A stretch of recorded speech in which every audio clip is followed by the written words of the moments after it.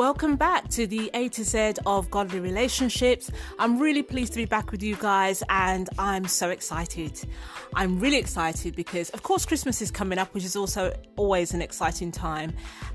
But I am really excited because I'm getting ready to launch my A to Z of Godly Relationships for singles lives.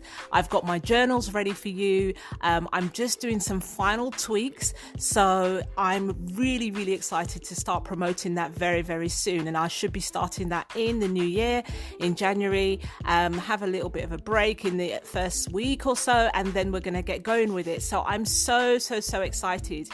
But today I want to talk to you about something that's really excited me as well, because it's something that's been on my heart, and I like to always be candid with you. I like to keep it real with you, and I'm going to keep it real today. Today I'm going to be talking about preparing for dating, preparing in a sense of getting yourself ready. We're going to be looking at 4 aspects of preparation. So we're going to look at the physical, we're going to look at the spiritual, we're going to look at the emotional, and also the mental. And so I'm going to break those 4 categories down, and we're going to see how we go, where God wants to take it. I'm going to be honest. I'm not going to be rude, but I'm going to keep it real. And so let's get in. Let's start with physical.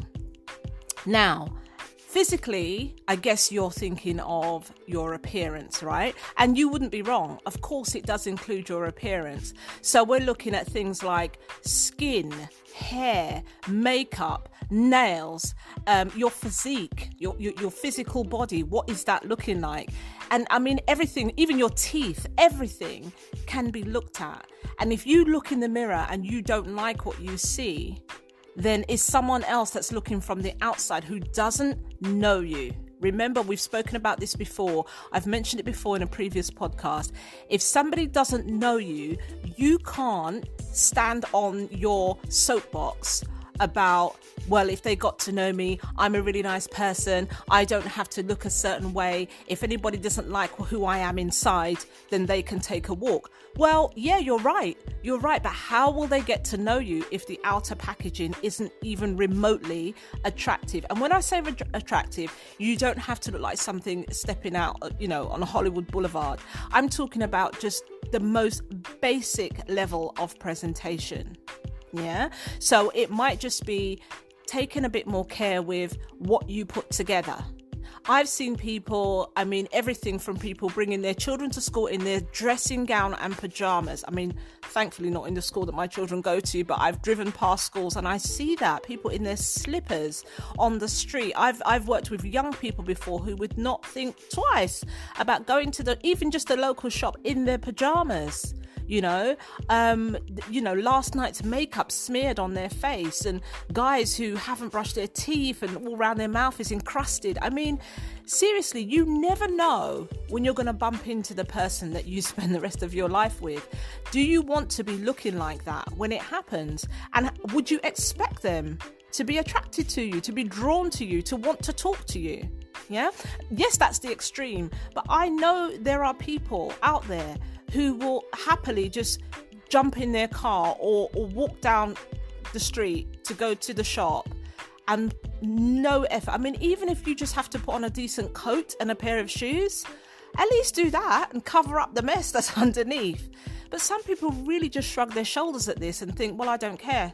I really don't care. And so, for example, people who wear wigs, for example, if you can't be bothered to put your wig on or arrange it, and you think, okay, I'm just going to go out in my head tie that I've slept in, fair enough. That's your prerogative.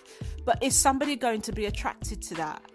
Yeah. So it's just, the literal physical aspects that need to be taken care of. Now, some of you may feel that you don't actually know where to begin. And I'm not going to take that for granted, because you know what? Some people don't really don't know. Even when they're making an effort, they look as if they just haven't got a clue. And the thing is, everybody's perspective is different. My level of effort will be different to someone else's level of effort. There's times when I don't make enough effort, and so none of us are perfect, and no two of us are the same. But if you're really stuck and you're really lost, but you would like to make more of an effort. You would like to pair your clothes better. You would like to know which colours to put together, or even what your style is, or anything like that. You can hire a stylist, a one-off, just do a session in a store with a stylist. You can buy books. I've bought books before because I'm one of those people that likes to try lots of different looks, but I'm getting to a stage of my life where I think I need to maybe just establish my look and go with it. Run with it, work it, and stop trying all the different things. Because I tell you what really opened my eyes of late was when I did my usual shift over from summer clothing to winter clothing, and I made a decision that this year I'm not just going to shift things around, I'm going to get rid of some things.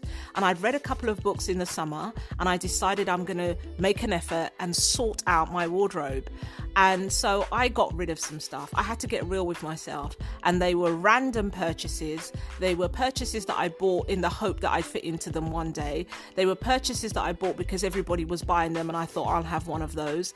There were purchases that I bought where I'd bought one item, loved it, and decided to buy it in every colour and wasn't wearing it in every colour.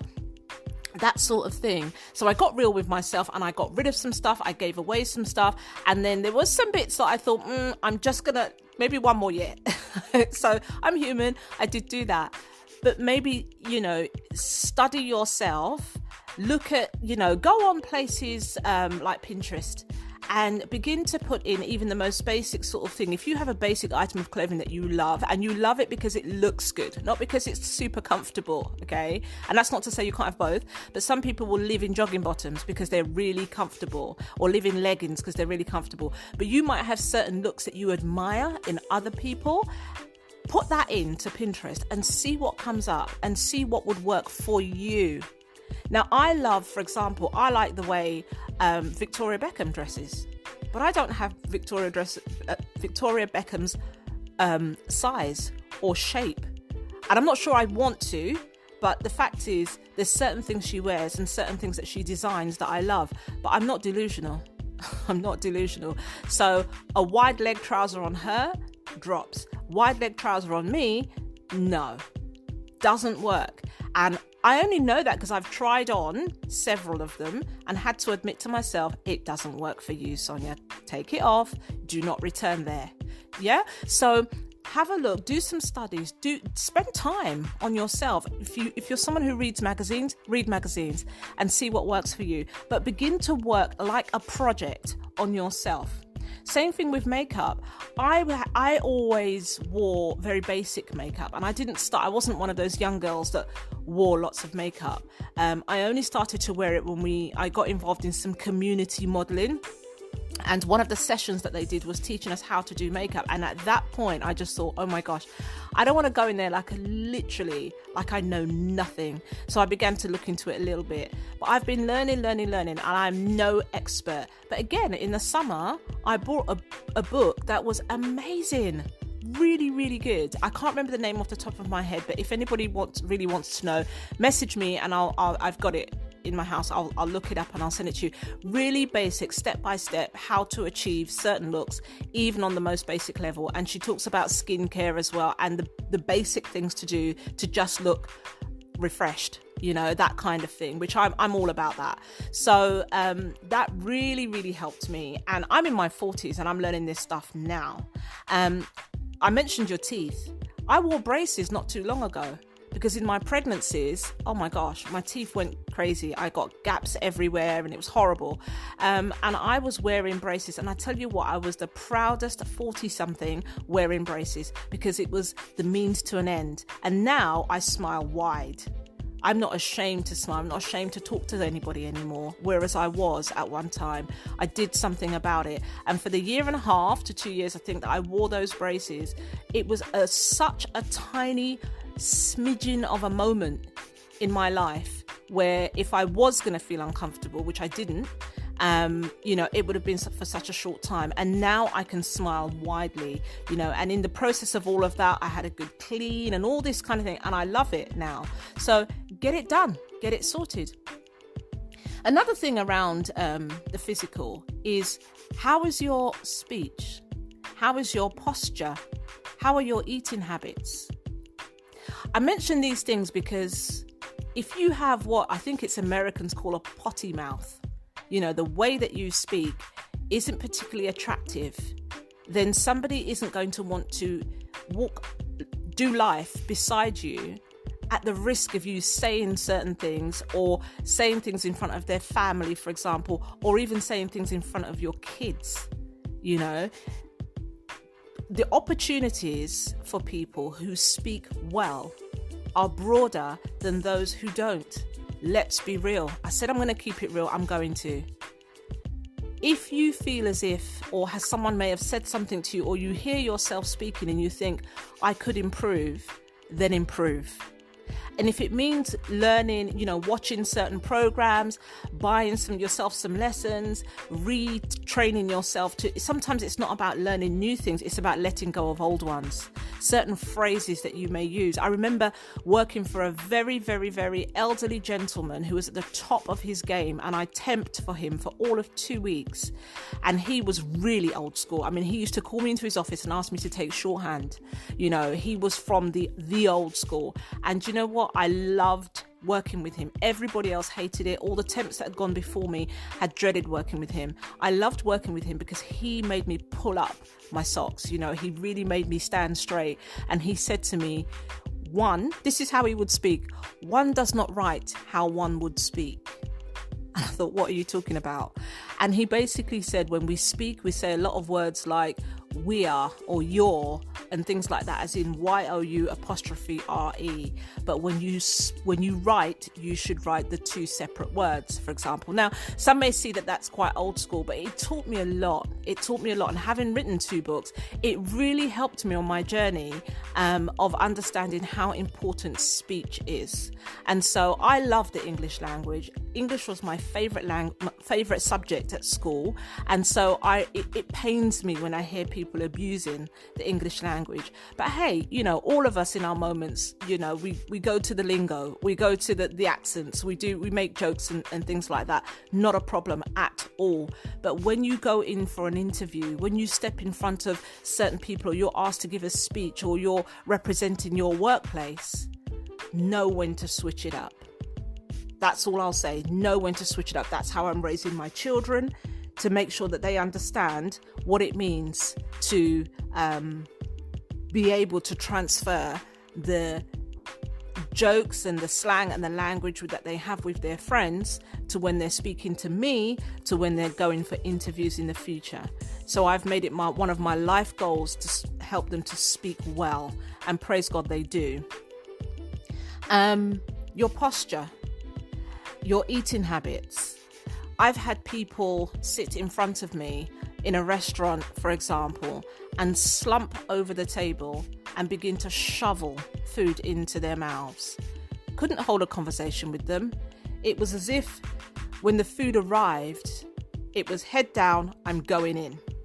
And they cleared their plate, dropped the fork, because they didn't even use the knife, dropped the fork onto the plate, pushed it away in front of them, and then continued the conversation. And I would just watch and think, oh my goodness, if I was dating you or inviting you back to my friends' or family's houses, I'd be embarrassed. I would. So that might be something you want to acknowledge about yourself. Now, no one's saying you have to have, the free forks and the free knives and a variety of spoons and all of that. Not at all. But at least know how to hold your own in a decent restaurant, or to, use if you're that way inclined, you have guests coming over, to use cloth napkins instead of paper ones, for example. If that's how you are, that's your way of thinking, then by all means, begin to put those things in place. Do it for yourself first. Don't wait until you meet the person, because remember what we talked about with first impressions. In all of 3 seconds, people have made an impression of you. And if what you say, or the way you present yourself, the way you hold yourself is negative for them, they're off. Moving on. Gone to the next one. Okay, I think I've drummed that home now. Another thing I do want to mention as well, 2 more things on this subject, is your home and your car. 2 environments. Some of you may live at home. if you have your own space at home, like your own bedroom that you don't share with anybody, then you have control over what that looks like. And I'm not talking about the latest furniture. I'm talking about the tidiness and cleanliness and freshness of that room, of that space. Same with your car.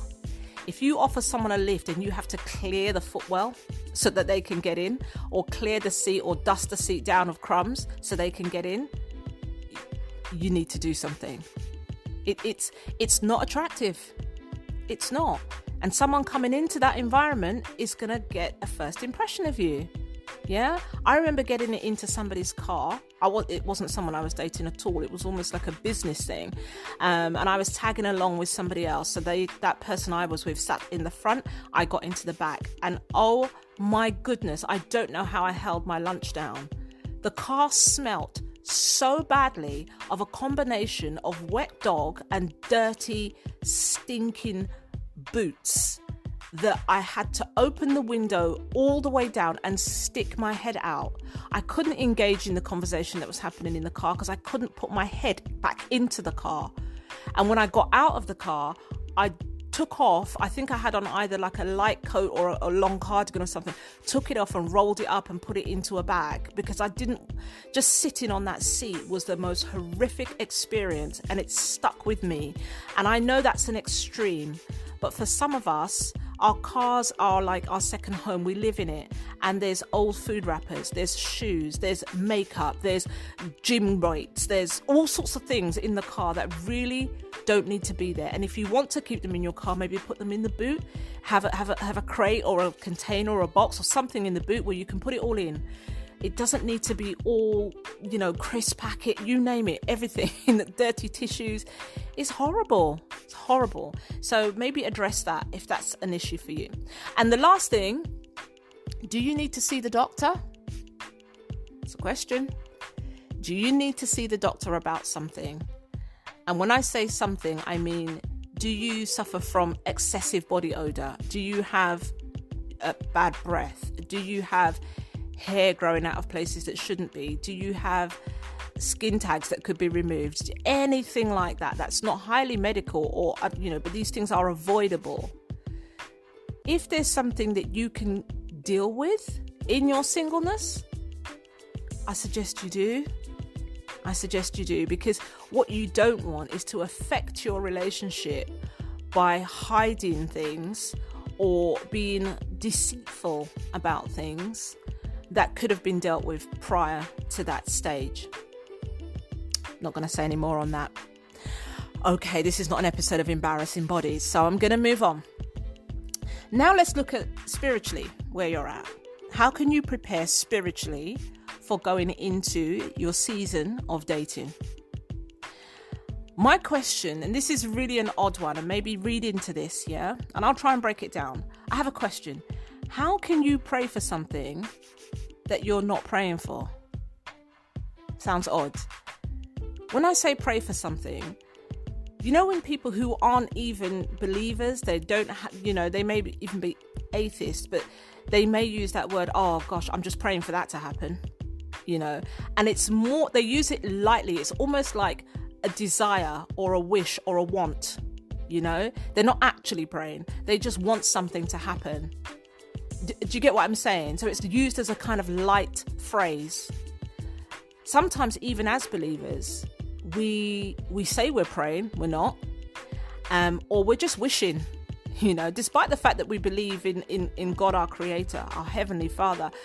We spend a lot of time just wishing for things to happen, and relationships often falls into that category. And so we're wishing for, a husband or a wife, and yet we're not actually praying for it.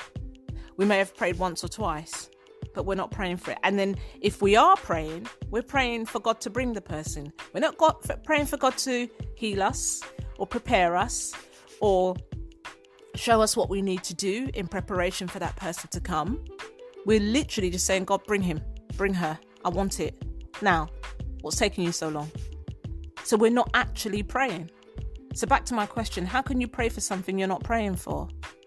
How applied are you? How much are you applying your prayer life to what you want to see happen. Yeah, I prayed and fasted for 3 years in preparation for my husband. And that was when God had instructed me to pray for my helpmate. And I use the word helpmate. I know some people see the helpmate is the woman, but I keep saying it's all in my book. When an auntie in the church approached me, having spent some time with her, she then approached me and said, God told me to tell you to pray for your helpmate. That's the message she gave me. That's why I used the phrase. And at that point, I began to pray and fast for my husband, to the point where I was almost conversing with him without even knowing who he was. Through Christ, as a channel through Christ, I was conversing with him.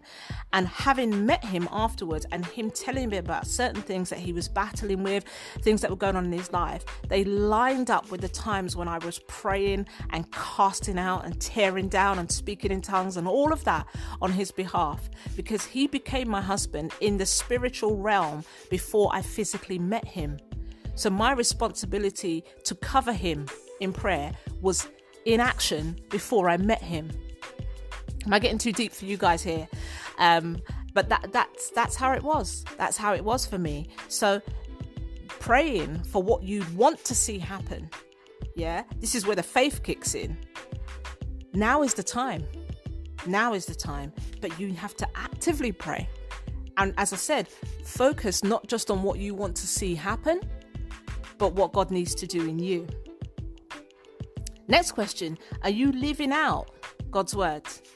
Yeah, we read it, we hear it, we listen to the sermons, we feel the conviction, we get all hot and flustery, we feel like God is speaking to us in church during the service. And then we leave and we go back to what we've always done.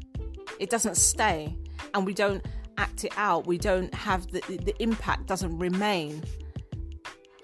Are you actually living out the instructions that are contained in the word? The fruit of the Spirit is the most obvious one. It gives you a list of who you should be and what fruit you should be displaying. In Galatians 5:22-23, it tells you, the word tells you the fruit of the Spirit, what you should be displaying for people to be able to even recognize that you're a child of God. That's what the fruit of the Spirit is. It's not a nice little lovely phrase or poem, These are instructions for us to be living out. None of us are perfect, but if we aim for that every day, each day, even if we fail or we fall, we pick ourselves up again and we try again the next day. But we've got something to work towards. Are you serving? Are you sacrificing? Or are you just indulging and hoping for God's forgiveness? Are you doing what all of your friends do? Are you doing what the world does? Are you doing what you've always done before you were even saved, and hoping that God will just glaze over that because, you're just a work in progress? For a while, I think when you're in the baby stage, you first get saved, God is an all-forgiving God. I'm not saying he's not at all. But what I'm saying is there's a time to learn and to grow, and we're always doing that throughout our journey. But there comes a time when now there's a level of responsibility. As a Christian, you're carrying Christ's name. So there comes a point of responsibility where you now have to represent Christ in what you do, in what you say, in how you respond, in what you deliver, what you put out there, what you don't put out there. Yeah?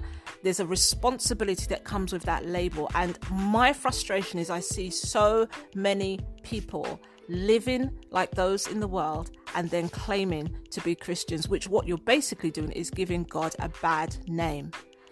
Posting things, declaring in their social media that they are, they're quoting scripture, and then they're standing with so much cleavage on show that it's like, where is the modesty? Where is the modesty that comes with being a woman of God? Men who have not just their abs out, but go with me here when I say below the abs. Without being a pornographic image, there is so much on show that it leaves nothing to the imagination. And I wonder what the need for that is. I remember questioning one person about it, and they said, I need to do it for my followers because they were trying to promote, I think, personal training. And I thought, really? I'm not really sure you do. Not to that extent, you know? And so that's something as well that it frustrates me because I see the battle that goes on. I do so much mentoring with young women, and I see the battle that goes on within them. They want to be, you know, the Proverbs 31 woman. But on the other hand, they feel as if they need to advertise all of their wares to be able to attract somebody. And I say to them, who will you attract? And why are they attracted? If you go back and listen to the podcast I did with Pastor Kunle, where he talked about, the one about dating a pastor, finding love when you're a pastor. And he talks about this very thing and how he was attracted to his fiance. And I went back and I looked at her social media page and everything he said was spot on. You know, the modesty and yet the beauty, the humility and yet the boldness. We don't have to put it all on display to be attractive. In fact, if you are attracting somebody by posing in your bikini and, you know, with the hip tilt that just makes, you know, the side butt stick out a little bit. I mean, who are you attracting? Is this the man of God that you really want? Because if he's attracted to that, he'll continue to be attracted to that. Again, I'm keeping it real. He'll continue to be attracted to that in other women, potentially when you're married. So if that's who you're trying to attract, by all means, go ahead. But if you're looking for a husband, that's not what you want to be advertising. I'm on my soapbox again. Right. Okay. Let's move on. With regards to serving and sacrificing, every single one of us was created for a purpose, knitted together in our mother's womb and called for such a time as this. You're not here by accident, regardless of the circumstances of your birth. You were chosen and you've been called. Therefore, you have a purpose, you have a gift, you have a calling. Are you living it out? Are you operating in that calling? Are you suppressing that calling? Are you keeping it as a little side hobby, or should you be declaring it for all to see? Should you be actively and openly working for Christ, or are you just operating on a Sunday for a couple of hours and then going off and, you know, people see you, hear from you, hang around you and don't even know who you're really, really working for, if you like? Are you making any sacrifices? I'm not talking about, of course, the ultimate sacrifice because that's been paid. But are you making any sacrifices by denying yourself anything? Are you being sexually active knowing that you shouldn't be? Are you behaving in a way or behaving irresponsibly in any way? Are you gossiping and pulling down your fellow brothers and sisters in Christ? Are you doing things or not doing things that would make your salvation questionable? A lot of these I'm going to leave as questions because I do want to probe your mind. I do want you thinking. I don't want this just to be entertainment for you. I want you to come away thinking, I need to fix up. Or thinking, yeah, I'm good. I'm doing what I should be. We can always do more. Of course we can. But, you know, you might be in a great place. But there may be some of you listening that really need to hear, fix up. Come on. You're wasting time here. You're so focused on getting a partner when God is saying, I need you to get to a place where I can give you one. Literally, I can't give him to you. I can't give her to you until you get yourself into a place where you're ready to receive. Because you know what? The person that Christ will give you, assuming you are waiting for him to give you somebody and not just going out and picking up whoever you want, in order for Christ to do that, that person he's going to give you is his son and daughter also. He's not going to give them to somebody who's going to hurt them or break them or cause them to fall. Does that make sense? So, serving and sacrifice. And lastly on this point, I want to touch on hope. And I want to give a big shout out to Liz Davis here. You can on social media check her out. Liz Davies here. She does wedding hair, beautiful images on her page and on her wall. I want to do a shout out to her because she messaged me, bless her. She messaged me out of the blue and just encouraged me really around doing these podcasts and that she's listening. But something she mentioned is that there's times when she feels as if she's lost hope in ever meeting someone because she's been single for a long time. And I want to dedicate this little section to her because in speaking out like that, in being bold enough to declare it, means that she's beginning to deal with it. I don't know her story because I don't know Liz, but I appreciate her. I appreciate you, Liz, for reaching out. But I want to encourage all of you who have been single for longer than you would have liked to be. Now, I'm not going to say all the typical things. I'm not going to quote Matthew 6:33 at you because I think sometimes it's the very worst thing you can say to somebody who, first of all, knows it already, and secondly, has heard it so many times that it's become like, they want to rip that scripture out of the Bible and burn it on a fire. The fact is, it's very easy to feel as if it's not happening for you and it's happening for everybody else. What I would encourage you to do is think about some of the things that I'm sharing today on the podcast with regards to how you can begin to actively prepare yourself. But I also want to remind you that there is a work for you to do and there's a work that God is actively doing. He does not sleep. He does not slumber. He sees you. He hears you. He knows your pain. He knows your hurts and he knows your hopes and dreams. He knows all of it. But I believe, in the most simplistic way of explaining it, I believe that there is an order and a structure to every single one of our lives. And God knows it. He created us. And I believe that there is a time, as it says in Ecclesiastes, there is a time for everything. There is a time for you to meet the person that you're going to be with. But I do believe that there is an order. And in my own journey, if God had given me a husband before I had dealt with my issues, I would not be married now. I would have destroyed the relationship. And I still have stuff I'm working through now. But my husband is very patient, as I've said before. If God had given him to me before either one of us was ready, and we weren't ready as in perfectly ready and presented to each other, not at all, far from it, still so much work to do. But if he had given us to each other any earlier than he did, we would have destroyed it. Almost in an instant, it would have gone down the pan. And as some of you already know, I got married pretty quickly after 11 months of dating. So we still had a lot of work to do. Was it a mistake to do that? Absolutely not. Absolutely not. But it came with its own repercussions, if you like. And so I do believe that if you rush into something, you could destroy it, or you could cause so much harm that can appear, because God is an all-forgiving God and he can do all things, but it can appear to be irreparable.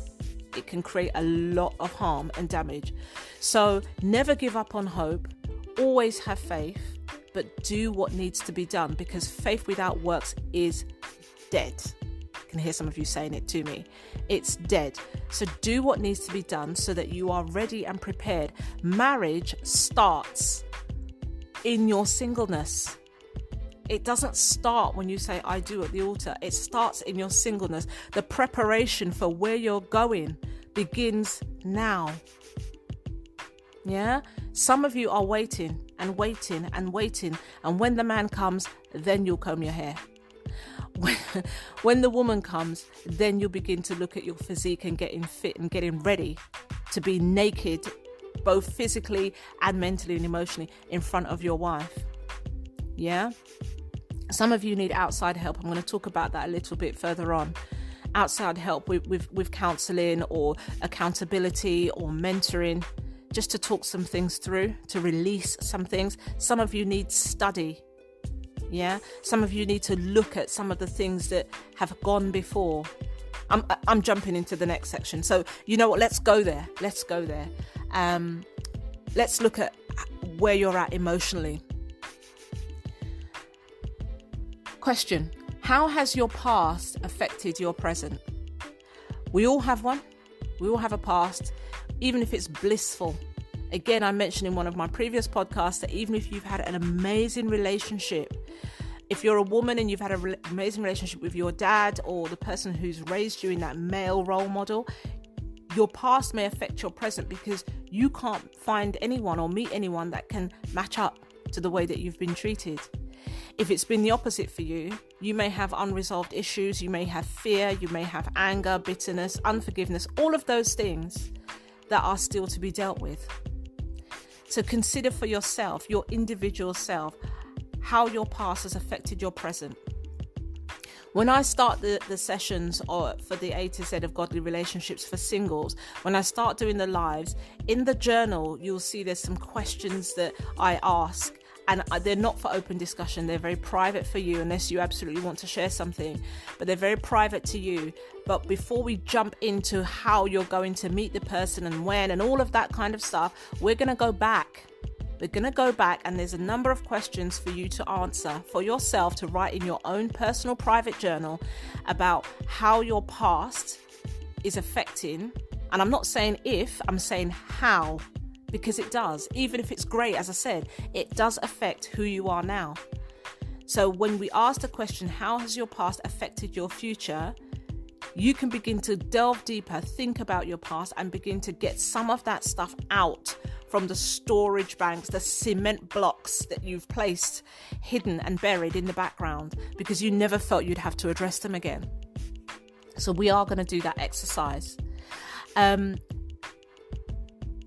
If your past, how your past has affected your present, should I say, will you allow it to affect your future? Or will you take the time to deal with it? Will you take the time to deal with it now so you don't carry it in like baggage into your future? And remember, your future, if your heart's desire is to be married, which I presume it is if you're listening to this podcast, are you going to give that baggage over to your spouse also? And then your children? And then your grandchildren? That's a question for you to think about. Or are you going to deal with it now so that even if there are some remnants, you're not being controlled by your past? Are you going to look at the healing that needs to take place within you and what needs to bring that healing? Is it prayer? Is it fasting? Is it going away on retreats? Is it talking it out with a counsellor? Is it coming alongside someone and doing life with someone? Is it forgiving someone that's done something to you, or somebody that's done something in your past that they may not even know that they've done, but you're still scarred from it, especially people who are in authority to you? Are you prepared to get outside help, or do you see it as shameful? Is there a stigma around it? Do you feel that people will discover, who you really are? Do you feel like the counsellor themselves may spread your business to somebody else? Do you feel embarrassed to sit in front of somebody? Is it something that you'd rather do behind closed doors, through books or on screen, or do webinars where you can't be seen? Or are you just not prepared to go there for fear of what it might bring up? My question then is, could you actually cope with a relationship? And I ask that because from the most simple thing, like, do you even have the time to devote to a relationship? Because you may see, especially if you haven't dated before, or you've had the type of dating where the person just visits you at home, for example, if that's not what you want and you want to have a fully fledged relationship where you go out on dates and you meet with friends of the person you're dating and you meet their families and you begin to build a life together and work towards marriage, if that's what you're looking for, do you actually have the time to invest in it? Because if you're holding down 2 jobs, doing a master's, and you may already have children, for example, from a previous relationship, do you actually have the time to give to this new relationship? If you are so committed to your friendships, for example, so every night of the week is taken up by doing one thing or another for other people, are you going to drop those friends to be able to be in a relationship? Or are you just going to adjust in the hope that they'll understand that you're now seeking a different direction, or you are entering into a season that you've been actively praying for, and they give you their blessing to just go ahead and invest? Because let me let you into a bit of a secret. Quite often when we think about dating, we think about Friday and Saturday nights. for example, of going out to a restaurant or maybe going to a movie and then you just get on with the rest of your life during the week. That's not how it goes. It's not how it goes. Even if you're in a long distance relationship where you're not even physically seeing the person for long lengths of time, you are on the phone with them, you are messaging them, you are following them on social media. And even when you're not doing any of those, you're thinking about them. They're consuming your thoughts. You're wondering when they're going to call next. You're wondering what they're posting. You're wondering when they're going to actually mention to people that they're in a relationship. It is all consuming. And the thing is, that's not a negative thing. If it wasn't all consuming, I wonder whether the relationship is even worth it. And I don't mean all consuming as in obsessive, because that's a scary place to go to. I'm talking about a healthy relationship should be something that's at the forefront. I'm not saying it takes over everything. You drop everything you've done before. I'm saying in your mind, in your thoughts, in your actions, it should be actively at the front of what you're doing, or definitely near it. Who wants to be in a relationship where they're at the bottom rung of the ladder, where they come last after everything else a person has to do? So when I ask if you're ready, or could you cope with a relationship, time is a really, really big factor, actually. It might be that you hold off until you can clear up some space. And, of course, it doesn't happen in such an organised fashion. You don't sort of neatly finish your masters and then take on board someone you want to date. But I'm talking about the flip side of that. I'm saying maybe don't take on anything more until you are able to give it the time that it needs. Do you need to forgive anybody? A past relationship, an ex? Do you need to forgive a family member or a friend of the family who has caused you hurt or harm, who has caused you to coil up and protect yourself, or caused you to flail out and be in such a rage about everything and all the little bits in between? Is there anyone, even as I'm speaking, that comes to your mind that is hindering you from being the real you, the you that Christ created you to be, not the you that the world has added layers to cause you to behave and respond in a certain way? Are you ready to be who God has called you to be? And do you need to forgive some people to be able to do that? Let me also ask you about your communication. Are you somebody who knows how to communicate? Seems like an odd question. I can speak. But communication isn't just about speaking. It's about listening. It's about body language. It's about responding. It's about taking action where action is needed, or not taking action when it isn't.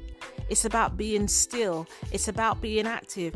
It's so much more than exchanging vocabulary. And this is the misconception. If you are not in a place where you're prepared to consistently communicate with the person that you're building life with, you could come up and face a struggle. Now, I am absolutely not saying that you need to be talking 24/7. You'll wear someone out with that. But if you're wanting to be in a relationship and not prepared to communicate with the person you're in a relationship with, i.e., you're not prepared to share about you, how you're feeling, what you're doing, where you're going, and all of that. You're not prepared to listen to the person when they're sharing all of those things. You're not prepared to be silent when it requires it. You're not prepared to encourage when you're very used to pulling down. Do you see what I mean? The examples of communication, it's much broader than getting on the phone and saying, how was your day? If you don't feel that you communicate well, or you don't know how to, get reading, get talking, get practicing, get a close friend and practice communication. Do an actual communication exercise. There's an exercise that I do in my Rooted for Relationships book, and it talks about the 5 layers of communication, the 5 levels of communication. And I won't go into the detail because time will go, but it's all there in the book, and it's who you communicate with at each level, Who do you bring into your intimacy zone? And who do you just keep niceties with? Who do you just not communicate with, really? Because they're not relevant or important to your life. So do you completely blot them out and not give them the time of day or even a sideways glance? Or are you the kind of person that will talk to pretty much anyone? Are you the kind of person that talks all your business to pretty much anyone? Which means that your spouse's business will now become out there for everybody to hear. Do you speak inappropriately to people that shouldn't be in your inner circle? Do you do that because you've always done that and now you've got that special someone? Does that other person need to step aside or be put into a different level? I'm going deeper than I wanted to. It's all there. It's all there in the book. My last question on this section is, are you strong enough? Are you strong enough when it comes to relationships? And to add to that, I'm going to extend that question.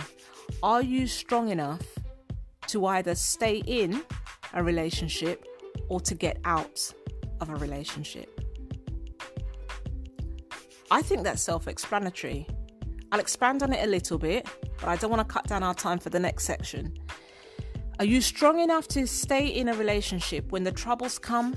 When, the conflicts may come, when the silence may come, when behaviors may introduce themselves, when, the loss of a job happens and the income reduces and you don't get maybe the same treatment that you've become used to. Are you strong enough to ride that wave? Are you strong enough to stay in when it gets tough? Are you strong enough to get out of a relationship when you're seeing signs of what doesn't look like the kind of relationship? Remember, we spoke in a previous, I spoke and you listened in a previous podcast about having a vision for what a relationship should look like. Are you strong enough to get out of a relationship when that vision has become so far removed that you can't even recall it in your memory banks? When a relationship, or if a relationship becomes abusive emotionally, physically, are you strong enough to come out? Do you know what you would need to do to get out? Do you know who to talk to, where to go, what to do and what not to do? You see, relationships isn't something you can just float into. It really takes some kind, and I'm not trying to put you off. I'm just trying to keep it real with you. I think if you haven't considered any of this, I wonder whether you are ready. And the thing is, you can turn this around in a fairly short space of time. Depends on where you're at, really. But I don't ever want to lie to you about the blissfulness. Is that even a word? I'll say it again though. Blissfulness of a relationship when you're not considering all of the other stuff as well. Okay, so I think that's the emotional section. I'm going to wrap that up now, and I'm going to move into whether you are mentally ready for a relationship. First thing to look at is your attitude towards relationships as a whole. Because of past experience, because of no experience, because of historical exposure, you may have an attitude towards relationships that isn't healthy. Through no fault of your own even. I spoke in my last podcast about, was it the last one, the one before, the daddy issues one, how it affected me, and therefore I wasn't ready for a relationship because I had no idea growing up what a man's role was in a relationship because I hadn't seen it. And so it was a huge struggle for me and a big learning curve. And I'm still learning. I became so fiercely independent that my motto was, I don't need you. And so I would walk away. When things got tough or I got bored, I'd walk away. And I was capable of doing everything for myself. And as I said in the podcast, if I wasn't capable, it just didn't get done. But I didn't need somebody or a man to survive, to exist, to function on a daily basis. And so I very easily walked away from relationships. And that was my attitude towards relationships. What's your attitude towards relationships? Are they positive? Are they negative? Do you see it as an asset? Do you see yourself as an asset in a relationship? Or are you more of a burden and a hindrance to somebody? Do you cause grief and stress? I remember talking to a guy many, many, many years ago, and he told me how the relationship he was in, they were driving along in a car, and this woman took her foot with heels on and smashed it through the windscreen as they were driving. I mean, apart from the utter foolishness, the danger that could have caused to them both, I just can't. I think because I'm not that way inclined, I wouldn't behave that way. Not because I'm better or worse than her. It just wouldn't enter my head to do that. And yet, there are so many people out there who are exhibiting that kind of behaviour. And because of that, he has been left, or had been left, with an impression of what females are capable of. Do you see? So his attitude towards relationship had been altered compared to prior to that relationship. So what's your attitude towards relationships? Where have you been left based on your past experiences? Do you struggle to come under authority? With people asking you things or telling you what to do, or making requests of you, or having expectations of you? Is that a struggle for you? Because if it is, whether you're male or female, being married, being in a committed relationship and being married to each other means that instructions will be given. They can be given lovingly. Even in the act of sex, one of you may decide to give an instruction about how you would prefer to perform right now. And if you don't like that, you're going to struggle. I'm not saying anybody needs to dictate to you, but there will always be, even the simplest thing like messaging your husband or wife and saying, would you mind picking up some milk on the way home? If that very instruction irritates you, can you imagine what the bigger decisions are going to look like? So when the Bible talks about the man is the head and the woman is submissive to him, I think we all know that in reality, a lot of the direction and instruction in the household and in the relationship can often come from the woman, because the woman is the person who tends to think through all of the detail. I'm venturing off here, but I just want to give you some perspective in this area.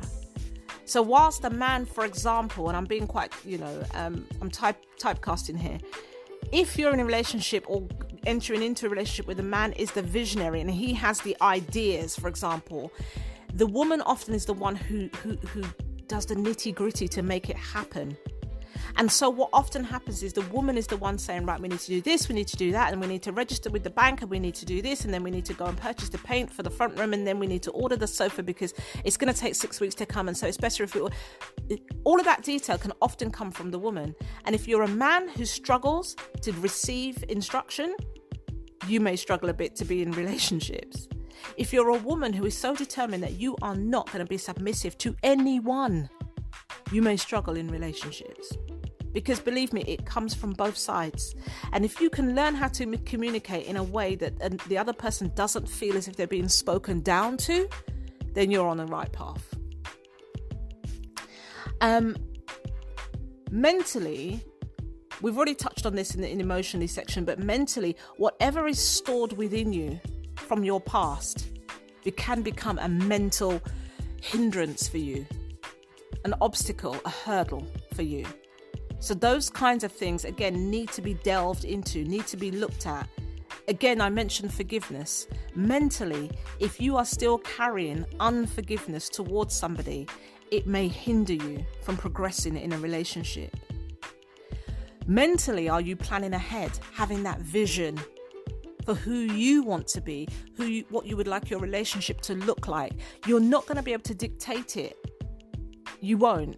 But if you have a vision, you hopefully won't sway too far from, and I'm not talking about having a picture of your actual home and your actual children, your actual cat and dog.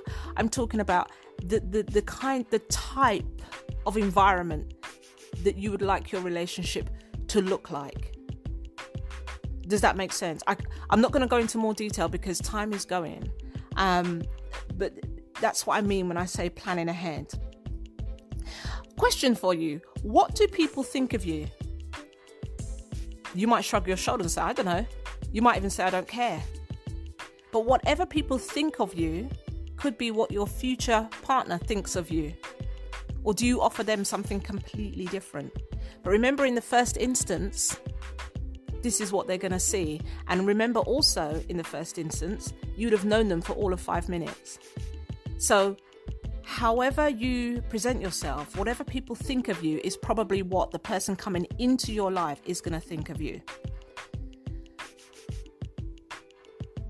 Thinking about what you put out there is kind of in line with what people think of you.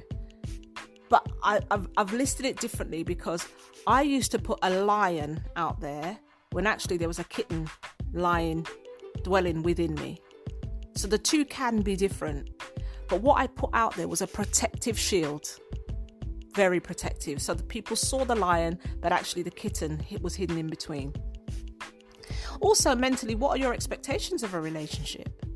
What do you expect out of a relationship? If you don't know that, then you're going to blow in the wind. And that's a whole other podcast. I think I might do a separate podcast on blowing in the wind.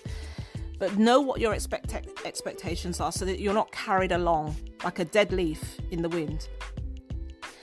Lastly, I want to touch on, who are you listening to? Whose voice are you listening to? Is it media? Is it social media? Is it movies? Is it your parents? Is it friendships? Is it the world? Is it the Bible? Is it the pastor? Whose voice are you listening to? Because mentally, that's going to build a picture for you. Are you accountable to anybody? Do you talk things through with anybody? Do you talk things through with someone who can be objective and see things your way, but sometimes the opposite? If you're not accountable to anybody and you're trying to deal with this stage of your life, this season of your life on your own, I would encourage you to become under the accountability of someone who is ahead of you. It's no good speaking to your peers who are at the same stage of life as you. Somebody who is ahead of you, like a good 10 years ahead of you, and if you're talking to them about marriage, speak to someone who's married. If you're talking about parenting, speak to someone who is a parent. Read books that have been written on the subject. Become accountable, because somebody needs to be asking you what's going on with you in that area. You need to let people know when you're going on dates, not because they're checking up on you, but because knowing that someone is going to ask you about it or check in on you or encourage you or guide you will often stop you from doing silly things. Yeah? So I'm going to wrap up. I knew this one would be a pretty long one. There's so much more to be said, and maybe I can expand on some of those things in future podcasts. As always, if you want me to expand on anything, do let me know, because what I'm discovering is that in this short time that I take to explain or break something down, that time can go so quickly. So sometimes I'm glazing over things that you guys want to know more about. If that is the case, let me know. Now, I'm going to leave you here. I'm going to say Merry Christmas to you all, because the chances of me recording another podcast before Christmas is quite slim. And so I'm going to say Merry Christmas. I know it's been a difficult year. For some people, it's been an amazing year. They've discovered so much about themselves and really been able to grasp hold of God, who God has called them to be. It's pulled out a lot of the giftings and a lot of the talent that's within you. If it hasn't already, dig a bit deeper. Use this season to go deeper. But I will be coming back at you with more details about the lives that I'm going to be doing, and it's going to be based on the podcast that you're on at the moment. At the beginning of this podcast, you will see the A to Z of relationships. If you haven't had a listen, do have a listen, but get your journals, and don't ask me yet because I'm going to be launching them at a certain point, and then you'll all be able to purchase them. But get the journals and begin to fill them out in preparation for this. But I am so excited about what's to come with regards to A to Z, and how God is expanding it and growing it and allowing me to really just be used by Him to give you some pointers, things to think about, objective views, and the candid reality of sometimes the voice that you're not hearing. So guys, have a great Christmas. I will be back with you before the new year, hopefully, and hopefully we'll share some more news about the lives that are coming. Take care, guys. Have a blessed time. Stay safe.